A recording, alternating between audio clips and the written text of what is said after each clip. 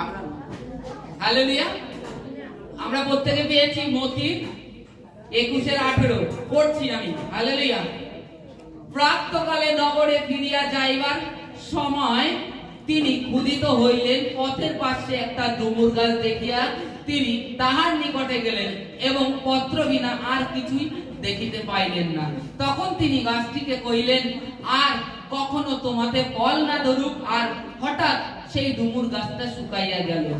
তাহা দেখিয়া শিষ্যরা আশ্চর্য জ্ঞান করিয়া কহিলেন, ডুমুর গাছটা হঠাৎ শুকাইয়া গেল কি রূপে? Hallelujah, hallelujah. আমরা দেখি যীশু খ্রিস্ট সকাল বেলায় যাচ্ছেন কোথায়? জেরুসালেমে, জিরিওতে লেখা আছে। তিনি যাচ্ছেন জেরুসালেম মন্দিরেতে যাচ্ছেন। তার পথের পাশে একটা ডুমুর গাছ দেখলেন। হালেলুয়া। এই ডুমুর গাছটা কি জানি? অরিজিনালি এটা কি ডুমুর? এটা হচ্ছে ডুমুর গাছ। কি ডুমুর? যেটা মিষ্টি ডুমুর চাষ হয় ইসরায়েল দেশে, সেটা চাষ করে পাকিস্তানে ওটা ফলটা পাওয়া যায়, আমাদের এখানে কম পাওয়া যায়। জগডুমুরের মতনই হয়, ঠিক এরকম জগডুমুরের মতো বড় বড়, কিন্তু ওই ফলটা মিষ্টি। ওই ডুমুর ফলটা মিষ্টি হয়। আমি কলকাতায় দেখেছি এক বাড়িতে নার্সারিতে মিষ্টি ছিল ডুমুর, এরকম বড় বড় হয়। হ্যাঁ, এরকম বড় বড় হয়, এখানেও হয় মিষ্টি ডুমুরটা। তা এই ডুমুর গাছের কাছে গিয়েছিলেন প্রভু ডুমুরের ফল খুঁজতে। হালেলুয়া। প্রভু কিন্তু জানতেন ডুমুরের ফলের সময় এখন নয়। এই যে ডুমুর গাছের ফল তিনি যার খোঁজে গিয়েছেন, সে জানেন ডুমুরের ফল এখন নেই, আর এখন ডুমুরের ফল হওয়ার সময়ও নয়। আমরা জানি, দেখি খেজুর গাছ, শীতকাল আসলে, শীতকাল পার হয়ে যাবে, যদি খেজুর ফল আমাদেরকে খেতে হয়, দেশি খেজুরের ফল, তবে চৈত্র মাস কি বৈশাখ মাসের শেষের দিকে আমরা খেজুরের ফল খেতে পারি। তার আগে যদি বলি আমি দেশি খেজুর খাবো, আমি কি মানে এমনি পাবো যেখানে সেখানে? আর এখন অনেক কৃত্রিম রকম উপায় আছে, সেই পদ্ধতিতে হয়তো আমরা কোনো শোরুমের থেকে কিনতে পারবো, কিন্তু তাই বলে কোনো গাছে ঢং করে খোলামেলা পাবো না। প্রভু যীশু খ্রিস্ট জানতেন, জানা সত্ত্বেও ডুমুর গাছের কাছে গেলেন, গিয়ে বলছেন, তোমাদের ফল নেই, আর কখনো যেন তোমাদের ফল না ধরুক। তোমাদের ফল নেই যখন, আর কখনো তোমাদের ফল না ধরুক। এই কথা বলে তিনি চলে গেলেন। জেরুসালেম মন্দিরে প্রার্থনা করে যখন ফিরে আসছেন, তখন শিষ্যরা নজর গেল। এখানে মথিতে সেইভাবে বিস্তার নেই, কিন্তু লুকে আছে, মার্কে আছে বিস্তার। তিনি যখন ফিরে আসছে, তখন শিষ্যরা জিজ্ঞেস করছে, হে প্রভু, আপনি যে ডুমুর গাছটাকে শাপ দিয়েছিলেন, সেই গাছটা শুকিয়ে গেছে। তখন প্রভু তাদেরকে কি বললেন? প্রভু বললেন, তোমাদের যদি বিশ্বাস এইরূপ হয়, তোমরা যদি সন্দেহ না করো, এই ডুমুর গাছ কি যদি পাহাড়কেও বলো সমুদ্রে গিয়ে পড়ো, সেটা তোমাদের জন্য হবে। সেটা তোমাদের জন্য হবে। কখন? তোমাদের বিশ্বাস এইরূপ। আর তোমাদের মধ্যে কি প্রয়োজন? প্রথমত ঈশ্বরের বাক্য থাকা প্রয়োজন। তাই তো যোহন 15:7 লেখা আছে, যদি তোমরা আমাতে থাকো, আমার বাক্য তোমাদের হৃদয়ে থাকে, তবে পিতার কাছে আমার নামে তোমরা চাবে, আর পিতা তোমাদের জন্য সেটা করবেন। কেন?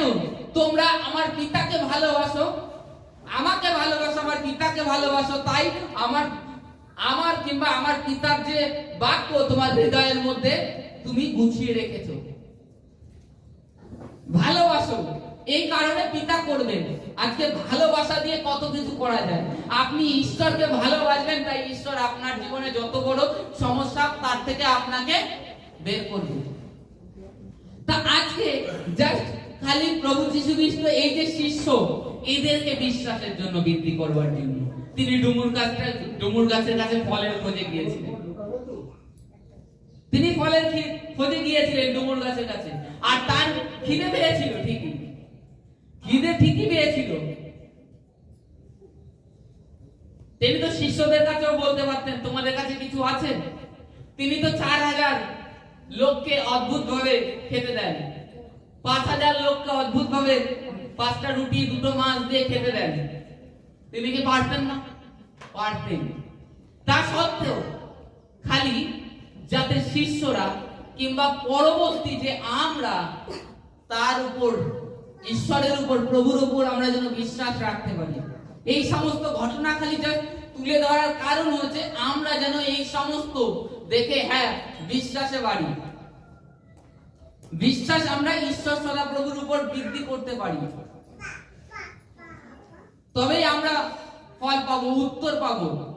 প্রভু যীশু খ্রিস্ট এই কারণে বাইবেলে আরো উদাহরণস্বরূপ দিয়েছে যে তোমরা প্রার্থনা করো, নিরাশ হয়ো না, পাচ্ছ না তাই বলে তোমাদের বিশ্বাস ছেড়ো না। পাচ্ছ না বলে তোমরা বিশ্বাস ছেড়ে দেবে এমন নয়।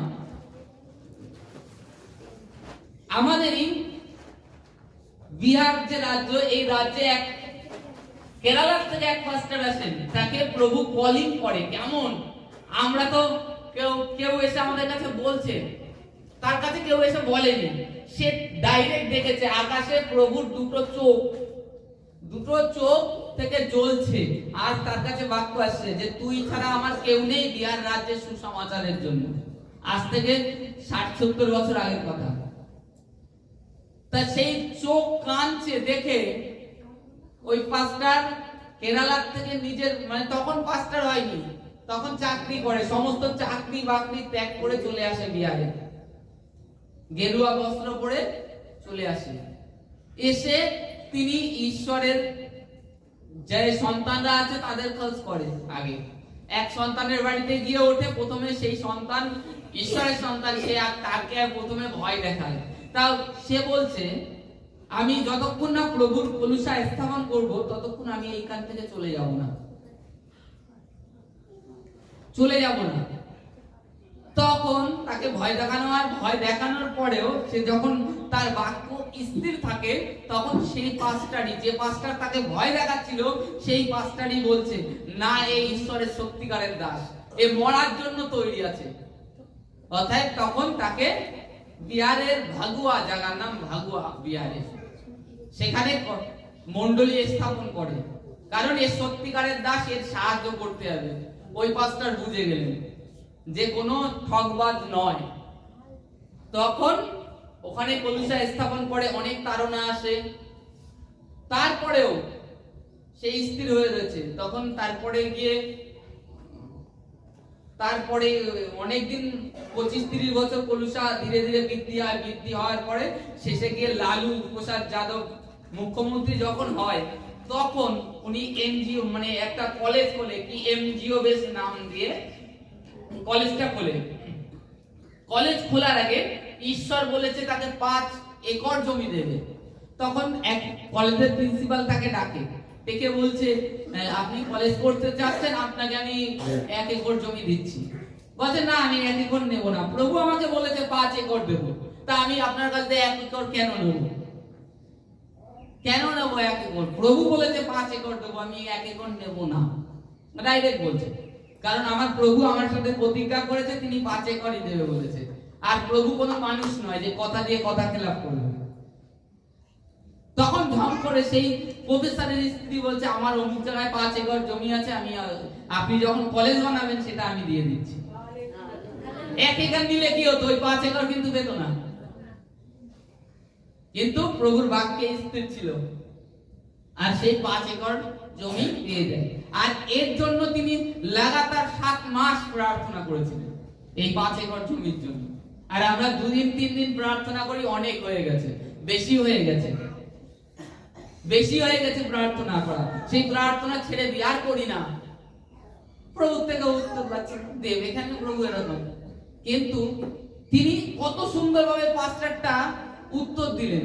বলছে তাকে তাদেরই মন্ডলীর এক সদস্য তার সাথে মজাক করছে, বলছে ব্রাদার আপনি কি জমি পেয়ে গেছেন? তখন তিনি উত্তর দিচ্ছেন, সে হয়তো ক্রোধ বশে কিংবা মজাক হিসাবে তাকে করছে, উস্কানোর চেষ্টা করছে। তখন বলছে আরে ভাই, এরকম উত্তর দিচ্ছে, আরে ভাই একটা সন্তানও যদি পৃথিবীতে আসে তার তো 10 মাস 10 দিন সময় লাগে পৃথিবীতে ভূমিষ্ঠ হতে। আমার প্রভু 5 একর জমি দিবেন বলেছেন, সবে তো আজকে 5 মাস হলো, এখনো তো অনেক দিন টাইম আছে। প্রভু যখন বলেছে দেবে তো দেবে। তা 7 মাস পরে গিয়ে জমি পায়। এই হচ্ছে বুদ্ধি সহকারে উত্তর দেয়া প্রভুর দাস, পবিত্র আত্মায় পরিপূর্ণ। তা আজকে আমাদেরকে প্রার্থনা করে কোনো বিষয় আমরা ছেড়ে দিই। এই কারণে প্রভু বলছে ডুমুর গাছকে, তিনি বলে চলে গেলেন তোমাদের বিশ্বাস থাকার প্রয়োজন আছে। তোমাদের বিশ্বাস, তোমরা যদি দৃঢ় শক্ত হয়ে প্রার্থনা করো যে কোনো জিনিসের জন্য, সেটা তোমরা উত্তর পাবে। আজ হোক, কাল হোক, দুদিন পরে হোক। প্রভুর প্রতি আস্থা, বিশ্বাস রাখো, ভরসা রাখো। তিনি মানুষ নয়। আব্রাহামের জন্য 99 বছর বয়সে যদি পুত্র দিতে পারে, স্বাভাবিক বিষয় নয় বৈজ্ঞানিক মতে।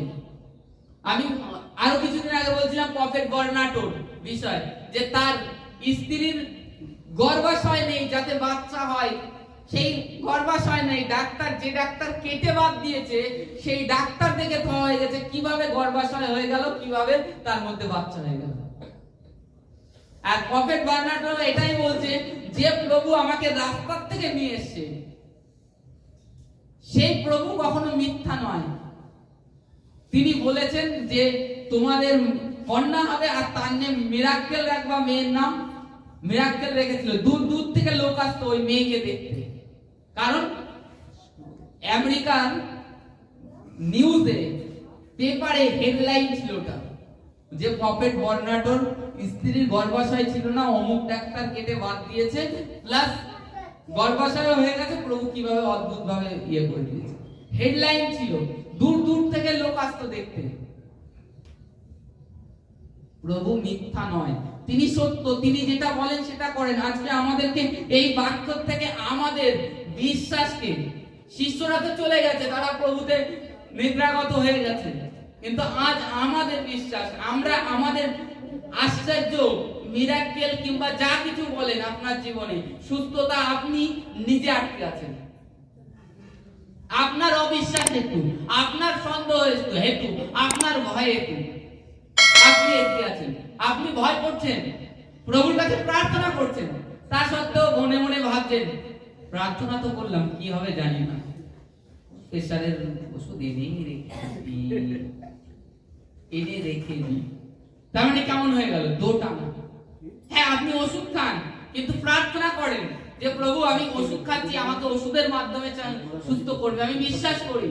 কিংবা আমাকে অমুক জায়গায় অমুক ঔষধি জড়িবুটির মাধ্যমে তুমি সুস্থ করবে। কিংবা আপনার মধ্যে এইরূপ বিশ্বাস আসুক যে না প্রভু, আমি অদ্ভুত মিরাক্কেল ভাবে আপনি আমাকে সুস্থ করবেন। বিশ্বাস আপনাকে আনতে হবে।